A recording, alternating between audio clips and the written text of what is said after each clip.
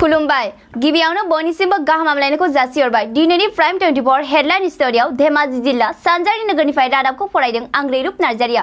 दिनैनि गाहाय रादाबफोरा जाबाय सिलाफोथार बिगियान फरायसालिमायाव गोख्रों फरायसा एजीएस अर्जु कामप्लेनि मुङाव गोजोननि आलारि बाथि सावदों। गसाइगावनि पुलिस थानाखौ बेंखनदों ओनसोलनि रायजो राजाफोरा। सा सानजा भारतनि मेरि कमआ भारतनि जारा ब्रन्ज मेडेल मोननो हादों।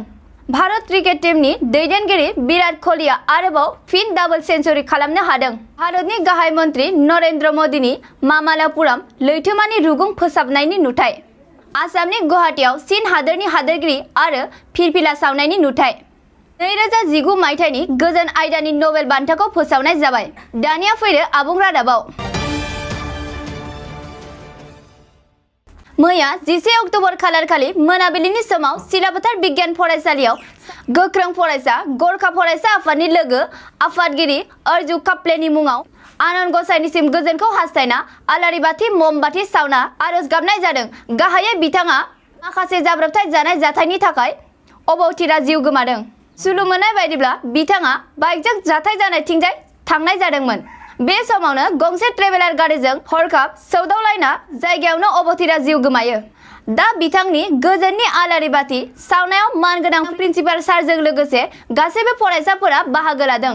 दानिया फै माखासे नुथाय नायदोनि। थर्सडे को निकला था पासीघाट का राइड के लिए। उसका दोस्त आया था दार्जिलिंग से, उसके लिए निकला था और आने के टाइम में उसका बाइक से एक्सीडेंट हो गया ट्रेलर में। सो उसके लिए आज हम लोग सब यहाँ पे गुड किया हुआ है उसका आत्मा को शांति के लिए, और सबको हम रिक्वेस्ट कर रहे हैं अभी कैंडल जाने के लिए। और आसामी को नहीं आता, सो अभी दूसरों को रिक्वेस्ट कर आसामी समझाने के लिए।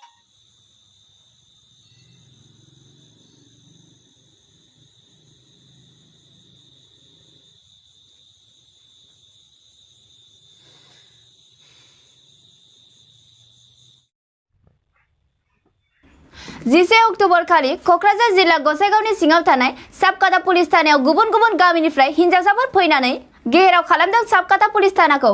साबकाता बाजारनिनो सासे सेंग्राया नंखाय मोखां बिजाब खुलिना ओनसोलनि हिनजावसाफोरनि फट' आपल'ड खालामनायखौ लानानै गेराव खालामदों।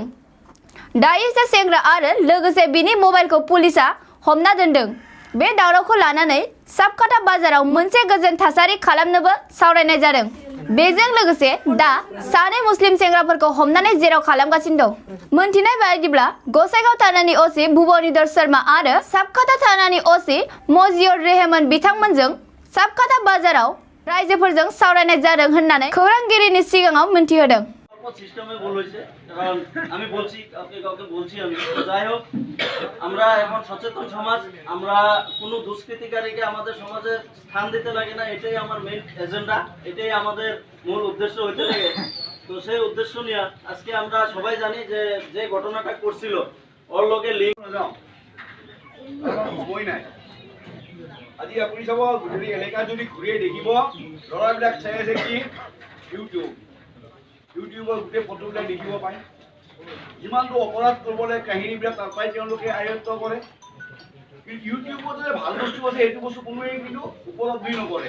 ইউটিউব ময়ো চাওঁ, কিন্তু মই চাওঁ এই এক্সাৰচাইজবিলাক, যিখিনি শৰীৰ চৰ্চা যিখিনি বস্তু আছে যিখিনিৰে আমি কৰিব পাৰোঁ, যোগ কৰিব পাৰোঁ, ব্যায়াম কৰিব পাৰোঁ, তেনেকৈ ধৰণৰ বস্তু। কিন্তু আমিবিলাকে কি কৰি আছোঁ? গেমছ লৈছোঁ, গেমটো বেলেগে খেলোঁ। ইয়াৰ পিছত আমি এই মেটাৰ লৈ পেলাই আমি বজাৰত কোনো কমেণ্ট কৰিব নিবিচাৰোঁ। সেইকাৰণে আমি ইয়াত বহিছোঁ। ৰাতিপুৱা শুই উঠিয়ে আহিছোঁ, গাঁও ধৰণে একো কৰা নাই, আপোনালোকৰ কাৰণে দৌৰিছোঁ। खुलुमबाय आं सुजुमा बर'। मैया 12 अक्ट'बर खालारखालि सा सानजा भारतनि मेरि कमआ भारतनि जाना वर्ल्ड वुमेन बक्सिं चेम्पियनशिपआव 51 केजि केटेगरियाव गावनि नाजानायनि गेजेरजों सेमिफाइनालसिम सफैनाय जादोंमोन। दा बिथाङा तुर्कीनि बुजेनेस केकिरग्लुनि हेंथायै गेलेनायाव जेननाय जादों। 10 अक्ट'बर खालारनिफ्राय पुनेआव भारत आरो साउथ आफ्रिकानि हेंथायै इन्टारनेशनेल टेस्ट मेच खेला। 10 अक्ट'बर खालारनिफ्राय पुनेआव भारत आरो साउथ आफ्रिकानि हेंथायै इन्टारनेशनेल टेस्ट मेच खेल जानायाव भारतनि दैदेनगिरि विराट कोहलीआ गासै 253 रान आरो आगरवाला 108 रान खालामनो हायो। बे खेलाव भारतआ गासै 5 उइकेट जाना गासै 601 रान खालामनो हायो। फारसेथिं साउथ आफ्रिकानि राबादा बिथाङा 3 उइकेट लानो हायो। 19 अक्ट'बर खालारखालि भारतनि गाहाय मन्त्रि नरेन्द्र मोदीआ मामालापुराम लैथोमानि रुगुङाव 30 मिनिट जायगा फोसाबना मोनसे नुथाय फोसावदों। गाहाय सुलु मोननाय बादिब्ला बावैसो सिगां चीन हादरनि हादरगिरि बिथाङा दावबायफैनायाव गाहाय मन्थ्रिनो फोरमायदों। बेखौ नोजोर बोना भारतनि गाहाय मन्थ्रि नरेन्द्र मोदीआ गासै 30 मिनिट जायगा फोसाबनाय जायो। 19 अक्ट'बर खालारखालि चीन हादरनि हादरगिरि शी जिनपिंआ भारतनि चेन्नाइ एयारपर्टआव सफैनाय लोगो लोगोनो चीन हादरनि हादरगिरि आरो फिरफिलाखौ आसामनि गुवाहाटीआव सावनायनि नुथाय गोसारदों आरो एन्टि चीननि स्ल'गान खननाय नुनो मोनो। सुलु मोननाय बादिब्ला अल आसाम हिन्दु सुरक्षा सेनाया माखासे बांलादेशफोरखौ खेंस्लाय चीन हादोरा मदद होनाय फोरमायदों। बेखायनो बेबायदि फिरफिलाखौ सावनाय सावगारिया गोसारदों। 11 अक्ट'बर खालारखालि वाशिंटनाव 2019 मायथाइनि गोजोन आयदानि नबेल बान्थाखौ फोसावनाय जाबाय। बे बान्थाखौ इथिय'पियानि गाहाय मन्थ्रि अबि आहमेद बिथांनो होनाय जाबाय। गाहायै आहमेद बिथाङा 2018 मायथाइनिफ्रायनो राजखान्थियाव बाहागो लानानै फेडारेल डेम'क्रेटिक फ्रन्ट अफ इथिय'पिया राजखान्थि हानजानिफ्राय गाहाय मन्थ्रि जानानै दं। मैया 19 अक्ट'बर खालारखालि हसं बड' एलपि स्कुलाव मावथिफारि जथुमा लानाय जादों। गाहायै बे जथुमाया सानजा सानजारि नोगोर दख'रा खौसेथि बर' सुबुं आफाद आरो सिमेन्ट दख'रा दुलाराय आइजो अनसाय आफादनि बानजायनायाव जादोंमोन। गाहायै बे जथुमायाव खौसेथि बर' सुबुं आफादनि गेजेराव गोख्रों दैदेनगिरि सोरजिनाय थांखिजों खुंनाय जादों। बेयाव गोबां आलासि बाहागो लाफैदों। दानिया फैदो खौसेथि बर' सुबुं आफादनि लोगो नेहाथारिनि फंनैसो बिबुंथि खोनासंनि। बे हसंनि गुदि फरायसालियाव जोंनि खौसेथि बर' सुबुं आफाद सानजा सानजारिया जि मोनसे प्रग्राम लादों एबा लिडारशिपनि सायाव आं बिथांमोननो साबायखर बावग्रोदों।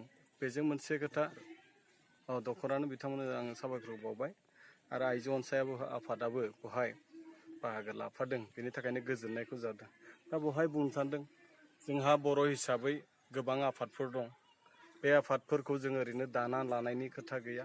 जाथि दानांगौ हिसाबैहाय बे आफादाव बिबान मोननाय साफ्रोमबो सुबुङानो गोरों जानो नांगोन, मिथिनांगोन समाजनि रायजो जानायनि आरो जेंनाफोरखौ जों मिथिनांगोन आरो बे जेंनाखौ मिथिनो थाखायनो जों साफा साफा गोरों मानसि जानांगोन आरो गोरों जानो हाब्लासो नों दैदेनगिरि जानो हागोन आरो बे दैदेनगिरि जानो थाखाय नों जिखिनि गुन नांगौ बे गुननि थाखायनो दिनै जि मोनसे प्रग्राम लादों। धेमाजि जिल्ला आइजो अनसाय आफादनि बोसोनगिरिनि फंनैसो बिबुंथि खोनासंनि। दिनैनि बे 1 नं हसं गुदि फरायसालिनि बे लांगोनायाव जों सिमेन्ट दख'रा दुलाराय बर' आइजो अनसाय आफाद आरो सानजा सानजारि खौसेथि बर' सुबुं आफाद जयैनो सांग्रांथि मोनसे मेल, बे मेलानो जाहैबाय लिडारशिप वर्कशप। बे लिडारशिप वर्कशप खालामनायनि थांखियानो जाहैबाय जोंनि हालामाव गोबां मावथिफोरा जेरैबायदि लामाजों आवगायलांनांगौ एबा दैदेनलांनांगौ बेनि सायाव माखासे मिन्थिनो गोनां खामानिफोरखौ मिन्थिनानै लानानै जाहाथे समाज सिबिनाय एबा आफादफोरनि खामानिफोरखौ नोजोर लाखिनानै गावखौ बावसोमनानै खामानि मावलांनो हायो।